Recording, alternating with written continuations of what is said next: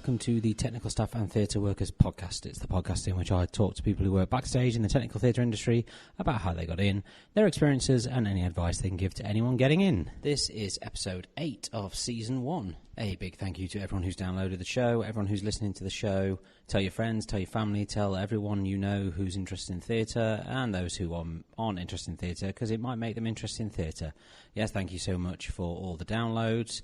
It's been really good so far, so really enjoying it. And without further ado, let's get on to our next guest.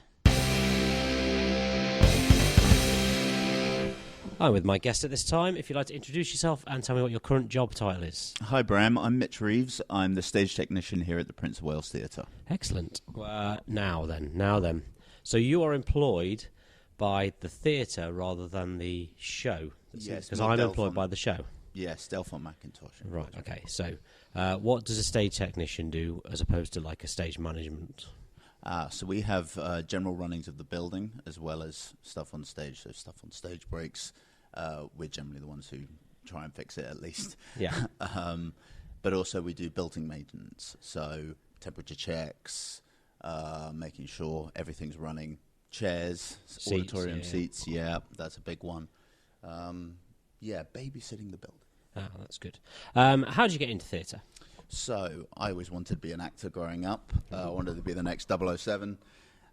So that's what I studied. I studied drama. And then when I went to college, they brought out a stage management course alongside the drama course that I was doing. And I really wanted to just add some more strings to my bow. I didn't want to be an actor that only focused on that. I wanted to know everything. That's good.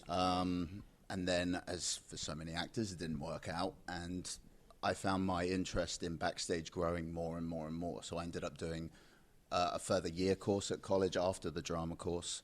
And then I moved up to London and I got a job waitering and soon realized, what am I doing? I want to be in theatre. So I worked front of house for a little bit.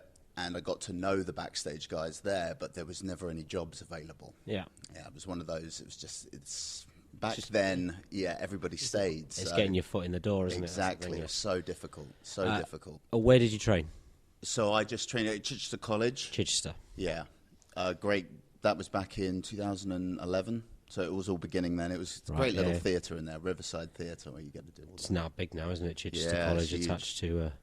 What was your first job in technical theatre? In technical theatre? So crewing. So, getting backstage and doing the crew plots. Which one? Here at the Book of Mormon. It was Book of Mormon? Yeah, it was the first one. Before that, I'd only done front of house work. Right, okay. Cool. Is there any other jobs you've done? So I was automation number 3 over at the Aldwych Theatre, which is where Tina... Tina? Yes, is housed. I did that for a few months before COVID, and then COVID hit, of course. And then reopened the show after that. And then you came back here? Yes, in the November. So that was back in the July with Tina, and then came back here in the November. In the November, excellent. Now, what would you say? So would you say this is obviously your favourite job? Yeah, I've enjoyed this one certainly the most, yes. Yeah. Have you come across any issues whilst working in the industry? Have you applied for jobs and you found that people have held you back, or anything like that? Well, maybe not for me personally, but what I have seen. You've seen it, okay? Yeah, for other people. I don't want to speak for other people, but at the same time, what I have seen is it's a lot of who you know, not what you know. And now that's great when it falls on you. Yeah. But when it falls on someone's best friend or something like that, Yeah, rather than someone who would actually be perfect for the job. Well, this is the unfortunate thing as well, especially if you see somebody who is very capable of doing the job and probably capable of doing the job more than somebody who does do the job. Yeah. That it can be unfortunate, that. Yeah, I feel the same. What would you say are the pros and cons of working in the industry? So the pros for me is... Other than getting a lie-in. Well, for me... When I was front of house, I do enjoy... I'm a people person, but at the same time, every day, all the time, can be very draining. Yeah. So I really like being backstage where you've got all the people around you. It's great fun, but at the same time, you're not having to be so on form all the time. Yeah. Front of house was a lot like that. Well, I suppose the difference as well is that when you're backstage, you have to deal with essentially the same, maybe 50, 60 people.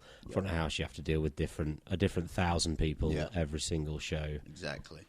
But for me personally as well, I've always been interested in the backstage side of things. Yeah. Whether that's theatre, other things I'm interested in.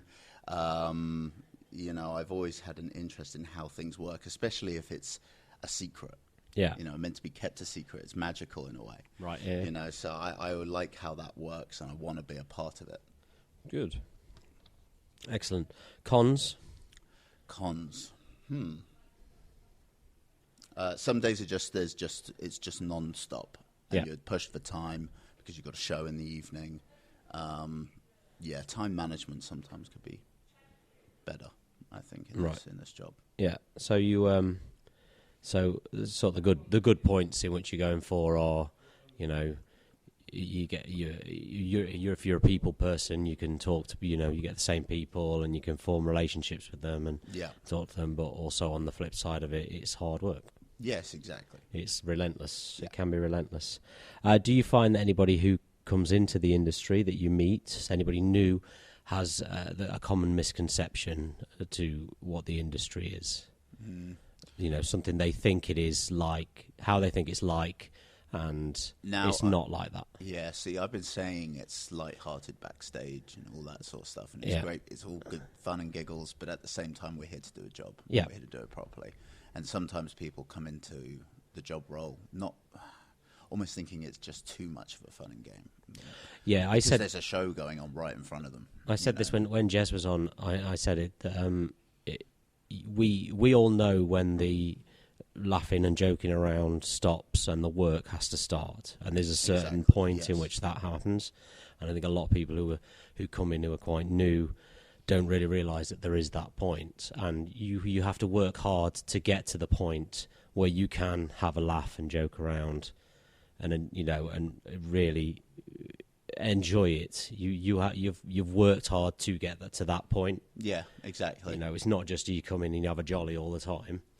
There is a lot of hard work to be done. Yeah. And it's not rocket science. It's not. We're not saving people's lives, but no, and a lot of it's repetition, especially. Absolutely right. Yeah, in fact, that's exactly what it is. It is. This is how you get better. Yeah, and that's the good thing. I mean, that's the great thing about live theatre is that if something goes wrong, if you make a mistake, you can go, okay, I made that mistake, but then you go, well, there's always the next show, so I'll just make sure I don't make that mistake in the next show. You improve every single time. Absolutely. Yeah. Do you have any advice for anybody who's trying to get into the industry on how they should go about that? I would advise be persistent with CVs backstage. A lot of people there at the moment, especially, there are a lot of changeovers. So there's always people leaving and coming and going, and just be persistent. Go see theatre. Go see more theatre. Yeah, that's a good one. Understand how it works from all aspects. That's what I wanted anyway when I first got into it. Maybe you'll find an avenue that you didn't necessarily expect yourself to go down that you prefer. Yeah. Excellent. I forgot what point I was going to make then. I was going to make a point, and it was a really, really good point as well. And I forgot, that was it. So I found a lot, certainly on this show, a lot of the crew, the in-house crew who do the shows, a lot of them are performers or want to be performers. Yeah. And so you'll find a lot of the time they'll get a job being a performer, so they'll go off and then there's something. Exactly. So crewing especially is great for out-of-work actors. Yeah, because it keeps you in the environment. Exactly, it keeps that fire alive. You're seeing other actors right next to you doing what you want to do. So yeah. Excellent. And that's everything I've got. So thank you for joining me. Thank you very much, Bram. Thank you. Thank you to Mitch for that one. I enjoyed doing that one. It was good fun. It's interesting to hear how many people who work in the backstage technical side of theatre wanted to be performers before they got in. Anyway, as we roll along, Thank you so much for listening to this. Thank you so much for downloading it. It's been really great, really loving it so far, and long may it continue. Thank you to all the guests that have been on, and I shall see you all next week.